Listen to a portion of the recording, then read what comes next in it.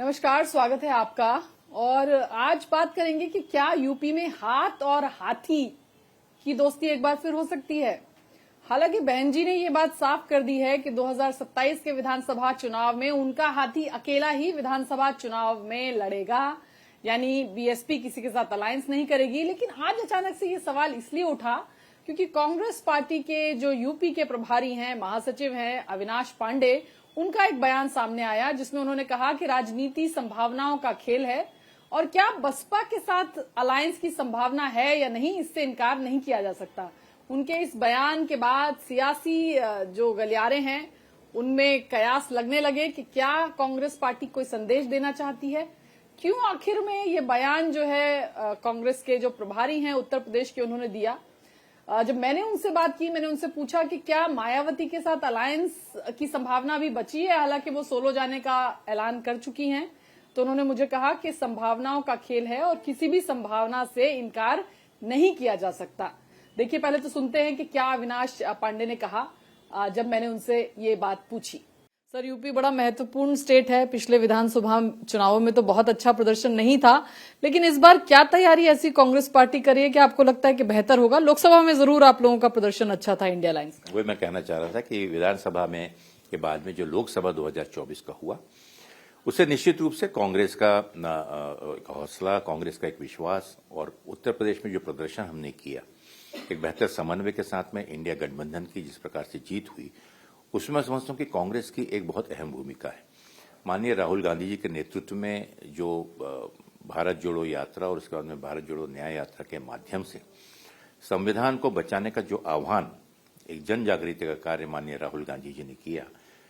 जनता को उस पर विश्वास होते हुए जनता ने एक निश्चित रूप से अपना आशीर्वाद और कांग्रेस को पसंद किया, राहुल गांधी जी के नेतृत्व को पसंद किया। और उत्तर प्रदेश में जो एक बहुत ही विश्वास के साथ में, अहंकार के साथ में भारतीय जनता पार्टी जो 400 पार का नारा दे रही थी, उस विजय रथ को उत्तर प्रदेश ने, वहां की जनता ने उसे रोका।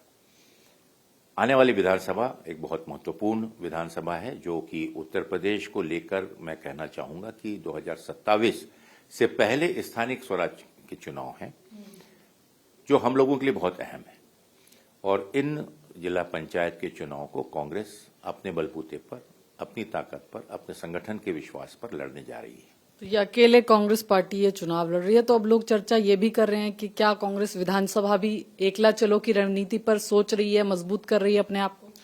नहीं, कांग्रेस पार्टी एकला चलो की भूमिका तो नहीं है, लेकिन कांग्रेस पार्टी अपने संपूर्ण 403 विधानसभा जो हैं, उन 403 विधानसभाओं में अपने संगठन को मजबूत कर रही है। हमारी कोशिश ये है कि मजबूत संगठन के साथ में जो एक 5 स्तरीय संगठन का एक लक्ष्य लेकर जो हमने शुरुआत की थी,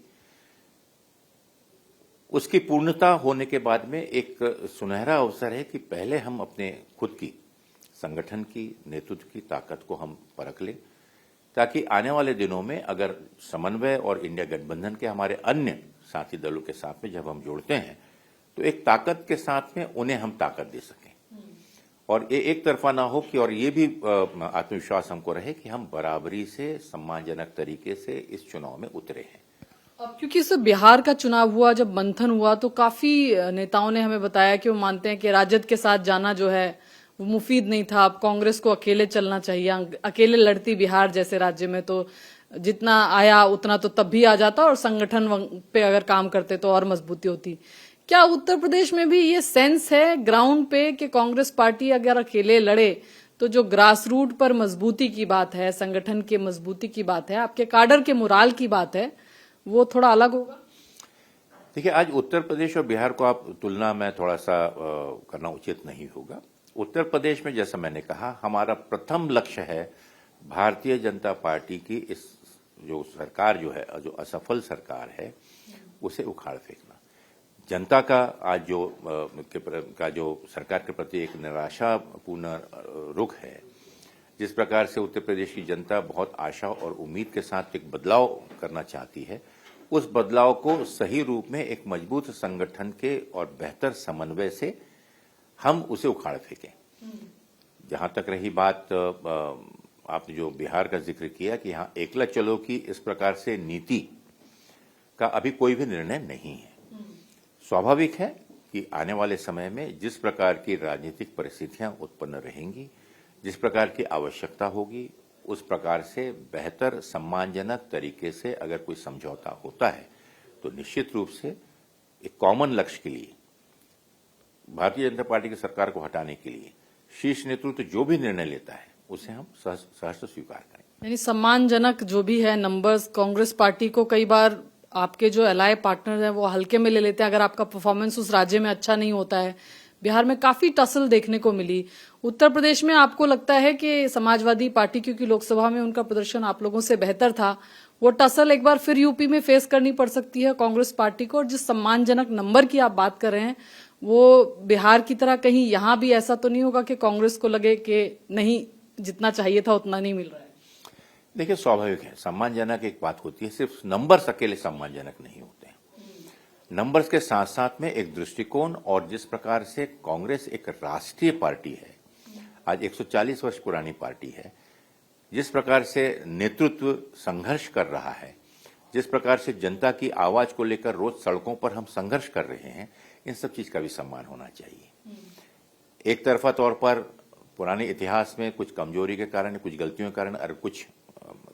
कमजोरी नजर आई है, लेकिन आज निश्चित रूप से कांग्रेस के कार्यकर्ता का हौसला मजबूत है। खड़गे जी, राहुल जी, प्रियंका जी के एक नेतृत्व से हमें और सबल मिला है। एक संगठन को सशक्त करने का एक सफलतम प्रयास हमने किया है और इन सब चीज को देखते हुए मैं महसूस करता हूं कि कांग्रेस के कार्यकर्ताओं का सम्मान होना चाहिए, उनकी भावनाओं का सम्मान होना चाहिए। और जिस प्रकार से ठीक है कि अगर कॉमन लक्ष्य है, अगर एक लक्ष्य हमारा है कि भारतीय जनता पार्टी को उखाड़ फेंकना है, लेकिन अगर कोई ये समझे कि ये जिम्मेदारी सिर्फ कांग्रेस की ही है और बाकी सब अपनी मनमानी हम अपने तरीके से कर सकते हैं, अपमानित कर सकते हैं, तो वो शायद मुझे लगता है कि स्वीकार ना होगा। तो मतलब सम्मान की कॉस्ट पर कुछ और स्वीकार नहीं होगा। और अलायंस क्या अभी कांग्रेस पार्टी में मंथन बाकी है या आप लोग अपना माइंड मेकअप कर चुके हैं कि इंडिया ब्लॉक जो है जैसा था लोकसभा के चुनाव में, मोटा मोटी उसी स्वरूप में 2027 का विधानसभा चुनाव लड़ेंगे? या आपको लगता है अभी डेलिब्रेशंस बाकी हैं, आपकी लीडरशिप को तय करना बाकी है? क्या नए, अब क्योंकि यूपी में मायावती बड़ी भूमिका निभाती हैं, तो क्या कोई नए समीकरणों की भी कोई उम्मीद है 27 में? ये संभावना से तो कोई भी निकार नहीं सकता। संभावनाएं निश्चित रूप से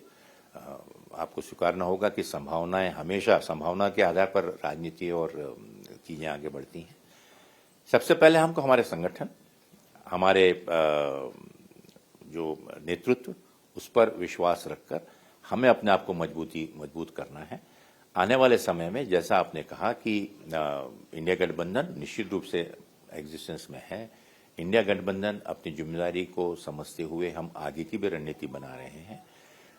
और संभावनाओं का जो आपने बात की कि जब जिस प्रकार से संभावना रहेगी, रूल आउट नहीं कर रहे बहन जी अगर कोई ऐसी संभावना बने 27 से पहले, हालांकि उन्होंने कहा है शील गोस तो हमेशा कहते रहती हैं, बोलती रहती हैं। उनका उद्देश्य जो है जब मौका आएगा तो उस पर भी हम कमेंट करेंगे। इसके बाद अब क्योंकि अगर मायावती आ जाती हैं तो अभी जो इंडिया गठबंधन की जो पूरी रणनीति है या इंडिया गठबंधन का हिस्सा मायावती नहीं है। समाजवादी पार्टी जो है वो महागठबंधन का एक बड़ा अलायंस पार्टनर है। कांग्रेस पार्टी लोकसभा चुनावों में साथ लड़ी, हालांकि जो लोकल एमएलसी इलेक्शंस अभी वहां पर हो रहे हैं उसमें दोनों पार्टीज अलग अलग चुनाव लड़ रही हैं। अब कांग्रेस पार्टी ये भी कह रही है कि 403 विधानसभा सीटों पर कांग्रेस पार्टी जो है अपने संगठन को मजबूत करने में लगी है। दरअसल एक संगठन सृजन अभियान कांग्रेस पार्टी का चल रहा है, इस साल की शुरुआत से शुरू हुआ। इसमें कांग्रेस पार्टी अपने संगठन के सृजन के लिए हर राज्य में रणनीति बना रही है। उसी के तहत जिला अध्यक्षों की नियुक्तियां हो रही हैं या तमाम जो चीजें हैं वो कांग्रेस पार्टी की तरफ से की जा रही हैं। अब आज जब हमने अविनाश पांडे से बात की तो हमने पूछा कि भाई क्या आप भी एकला चलो करेंगे इस बार उत्तर प्रदेश की राजनीति में, क्योंकि इस तरह के कुछ बयान पीछे आए। कांग्रेस के बड़े नेता जो हैं उत्तर प्रदेश के, उनके बयान आए कि अकेले जाना चाहिए। फिर जब बिहार की मीटिंग हुई थी तब भी काफी सारे नेताओं ने कहा कि जो रीजनल फैक्शंस हैं उनके साथ बहुत ज्यादा बैसाखी बना के चलने की जरूरत नहीं है। कांग्रेस को एक दिन तो सोलो खड़े होना ही है, तो एकला चलो की रणनीति पर चलना चाहिए। ये हुआ था बिहार की जो मंथन वाली मीटिंग कांग्रेस पार्टी की हुई। अब हम जानना चाह रहे थे उत्तर प्रदेश के प्रभारी से कि क्या इसका कोई लेना देना यूपी की पॉलिटिक्स से भी है? क्या यूपी में एकला चलो या किसी ऐसे कॉन्सेप्ट पे कांग्रेस पार्टी सोच रही है, विचार कर रही है?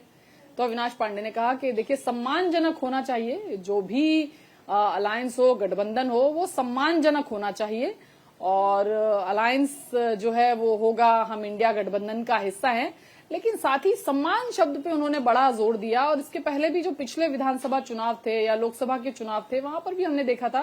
कि ये बात, इनफैक्ट बिहार के इलेक्शंस में भी कांग्रेस का जो जोर था वो सम्मानजनक सीटों के बंटवारे पर था, और वही जोर यहां पर है। लेकिन एक बात तय है कि अब कांग्रेस पार्टी अपने संगठन को भी तमाम राज्यों में मजबूत करने पर काम कर रही है। जब मैंने अविनाश पांडे से संगठन को लेकर 403 विधानसभाओं पर चुनाव लड़ने को लेकर के सवाल पूछा, तो सुनिए जरा उन्होंने क्या कहा। अखिलेश जी के साथ मोटा मोटी संगठन मजबूत कर रहा है कांग्रेस पार्टी, लेकिन विधानसभा में अलायंस के साथ आप लोग चलेंगे। एकला चलो की थीम पर अभी आपने संभावनाओं की बात की, तो संभावना है, निश्चित रूप से नकार नहीं सकते। सम्मानजनक तरीके से जो भी समझौता होगा, सम्मानजनक तरीके से जो भी निर्णय पार्टी नेतृत्व लेगी, उसको ससम्मान हम स्वीकार करें। एक और सर, आप काफी संगठन पर आप काम कर रहे हैं, जब से महासचिव बने हैं पार्टी के, उत्तर प्रदेश का प्रभार आपको मिला है, तो ये संगठन के लेवल पर क्या 100 दिनों का एक कार्यक्रम आपने तय किया है? क्या शीर्ष नेतृत्व उन कार्यक्रमों से जुड़ेगा, और किस तरह के कार्यक्रम ये होंगे, और क्या ये समुदाय विशेष को, कम्युनिटीज को, जाति के आधार पर आप लोगों को वहां पर कनेक्ट करने की कोशिश करेंगे? प्रमुख रूप से आने वाले 100 दिनों का कार्यक्रम जो हमने निश्चित किया है, वो जो हमारे ग्राउंड लेवल पे जो संगठन सृजन के तहत जो हमारे 5 स्तरीय संगठन हमने खड़ा किया है, उसको जोड़ते हुए आज की वर्तमान परिस्थितियों और समस्याओं को लेकर सरकार का ध्यान आकर्षण करना है। संविधान बचाओ को लेकर जिस प्रकार से एक शुरुआत माननीय राहुल गांधी जी ने की है, जिस प्रकार से पिछले दिनों रामलीला मैदान में वोट चोरी को लेकर जिस प्रकार से सरकारें, अनियमित सरकार स्थापित की गई हैं, उसके विरोध में ये आंदोलन को आगे बढ़ाते हुए प्रदेश के अंदर में ज्यादा से ज्यादा, मैं समझता हूं कि 15 से 20 रैलियां हम करने जा रहे हैं, प्रमुख कुछ सम्मेलन हम करने जा रहे हैं। इसके साथ साथ प्रशिक्षण शिविर का भी आयोजन हमने किया है। तो ये 100 दिन हमारे लिए, संगठन के लिए, मजबूती के लिए, आने वाले जिला पंचायत चुनाव के लिए, और जो चुनौतियां हमारे सामने में हैं, चाहे किसानों से संबंधित हो, बेरोजगार युवकों से संबंधित हो, छोटे छोटे दुकानदार से संबंधित हो, महिलाओं पर हो रहे अत्याचार से संबंधित हो, इन सभी विषयों को लेकर, जिस प्रकार की अनियमितता आज SIR के चलते हुए जो BLAs हैं, BLOs हैं, उन पर किस प्रकार का SIR की प्रक्रिया से संतुष्ट है अभी जिस तरह से यूपी में अभी तक हुई है? मुझे लगता है कि उसमें बहुत कुछ सुधारने की आवश्यकता है। जिस प्रकार का समय सीमा को निर्धारित करते हुए इतने बड़े प्रदेश में 16 करोड़ से भी ज्यादा मतदाताओं को अगर आप समझते हैं कि 30 दिन में आप उनसे संपर्क कर लेंगे, असंभव है। औपचारिकता के रूप में जो कार्य चल रहा है, लोगों को ये इंप्रेशन देने के लिए कि बहुत ही ऐसे काम सिंसियरली चल रहा है, इससे उठे हुए जितने भी प्रश्न हैं, जितने भी ऑब्जेक्शंस लिए गए हैं, किसी का भी समाधान अभी तक चुनाव अधिकारी नहीं ले पाए। और इसके चलते हुए एक बहुत बड़ा प्रश्न है कि जिस समय पर प्रेशराइज कर कॉर्नर कर और प्रशासन कार्य कर रहा है, चुनाव आयोग कार्य कर रहा है, उससे योग्य या अपेक्षा अनुसार नतीजे आएंगे या नहीं आएंगे, इस पर बहुत बड़ा प्रश्न चिन्ह है। अब संगठन सृजन तो हो रहा है, कांग्रेस पार्टी अपने आप को मजबूत भी कर रही है, लेकिन बिना सपा के कांग्रेस पार्टी जानती है कि यूपी में जो अभी उसका जिस तरह की फुटिंग पर कांग्रेस पार्टी है, वहां पर बहुत ज्यादा उम्मीद करना मौजूदा हालात में बिना किसी रीजनल शत्रप के या रीजनल पॉलिटिकल पार्टी के कांग्रेस के लिए बड़ी टेढ़ी खीर है। तो अब कुछ लोग मान रहे हैं कि एक प्रेशर टैक्टिक है, ये जो बयान है कि भाई मायावती जो है उनको भी, उनके लिए भी दरवाजे खुले हैं इंडिया गठबंधन के, क्योंकि बिहार के नतीजों के बाद कांग्रेस पार्टी थोड़ा सा बैकफुट पर भी है, क्योंकि रीजनल पार्टीज जो है वो कांग्रेस पार्टी से उनको लगता है, जैसे पिछले चुनाव में तेजस्वी ने काफी आरोप कांग्रेस पर लगाए थे कि ज्यादा सीटें दे दी तो खराब हो गया। इस बार भी दोनों के बीच में काफी रशाकशी जो है वो चली। अब उत्तर प्रदेश में भी, क्योंकि कांग्रेस पार्टी जब अलायंस होते हैं तो रीजनल पार्टीज को लगता है कि उनकी जो प्रेजेंस है वो ज्यादा है, उनकी जो एक्सेप्टेबिलिटी है या उनकी जो विनेबिलिटी है वो ज्यादा है। तो उम्मीद है कि जब विधानसभा का चुनाव होगा 2027 का, तो ये बात अखिलेश यादव के खेमे से भी कांग्रेस पार्टी के सामने आएंगी और वो भी असर्ट जरूर करेंगे। तो अब कुछ लोग कह रहे हैं कि एक प्रेशर टैक्टिक है कांग्रेस पार्टी की तरफ से कि देखिए हमारे दरवाजे तो सबके लिए खुले हैं, और इसी वजह से ये बयान जो है कांग्रेस पार्टी के महासचिव का, उत्तर प्रदेश के प्रभारी का आया है कि बहन मायावती जी के लिए भी दरवाजे जो है वो इंडिया गठबंधन के खुले हैं, और जो भी अलायंस होगा, जो भी सीटें मिलेंगी वो सम्मानजनक होनी चाहिए, और अगर सम्मान के साथ कॉम्प्रोमाइज जो है वो कांग्रेस पार्टी नहीं करेगी। बहरहाल लोकसभा चुनावों की बात करें उत्तर प्रदेश में तो महागठबंधन का प्रदर्शन अच्छा था। यूपी में सपा का जो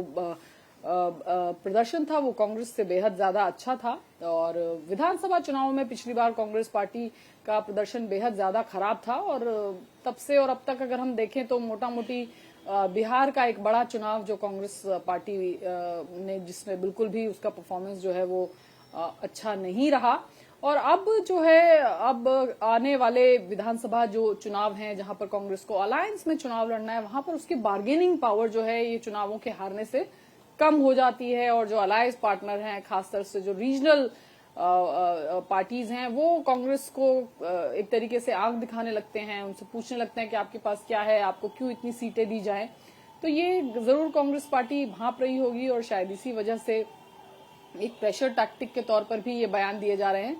लेकिन साथ साथ कांग्रेस पार्टी अपने संगठन पर भी अब काम कर रही है और अपने संगठन को मजबूत बनाने की कोशिश कर रही है। शायद लॉन्ग रन में कांग्रेस पार्टी का ये विजन हो कि वो अपने संगठन को इतना मजबूत कर लें कि एक दिन एकला चलो की राह पर आगे बढ़ सकें, जो अभी के हालात में तो कम से कम बहुत पॉसिबल नहीं दिखता है, क्योंकि कांग्रेस को अगर सेंटर में आना है तो उसको ये रीजनल शत्रप्स की जरूरत जो है वो पड़ेगी। और अभी कांग्रेस पार्टी की अगर हम जिस तरह का देखें, वो उस स्थिति में नहीं लगती है जहां पर वो एकला चल करके राज्यों में खास तौर से कोई बहुत स्ट्रांग फुटिंग पर नजर आए।